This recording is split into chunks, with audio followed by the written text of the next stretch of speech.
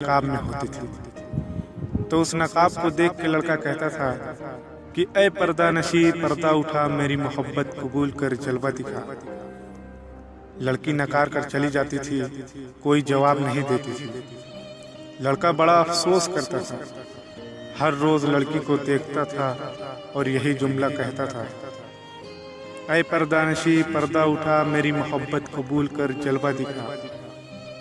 लड़की नकार कर चली जाती थी।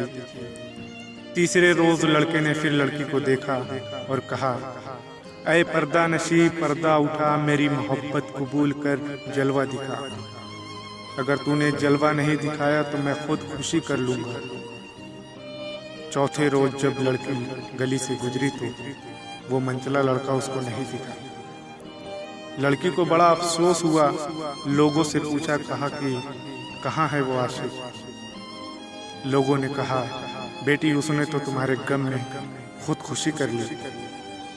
तो लड़की उसकी कब्र पर गई और कहने लगी, ऐ मेरे गुमनाम आशिक, ऐ मेरे गुमनाम आशिक, आई हूँ तेरी मजार पर, ले रुख से नकाब हटा दिया, जी भर के मेरा दीदार कर। लड़की ने कहा, ऐ मेरे गुमनाम आशिक, आई हूँ तेरी मजार पर, ले रुख से नकाब हटा दिया, जी भर के मेरा दीदार कर। तो उस कब्र में से आवाज आई, या खुदा, ये कैसा तेरा इंसाफ है। आज मैं पर्दे में हूँ और वो बेनकाब है।